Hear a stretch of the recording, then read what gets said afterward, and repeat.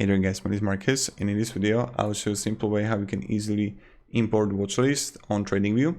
So what you want to do, and it's like pretty straightforward, is go to Watchlist, and then you're gonna like 3 dots here next to your Watchlist settings, and then you're gonna like import list here, right? And you need to have like downloaded a list that you have, and to see how it looks like, just export it. I see the Watchlist right here. And this is how it should actually look like if you want to like import it.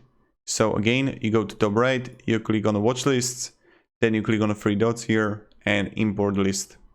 And that's pretty much it how we do it. So thank you very much guys for watching. If you can have any questions,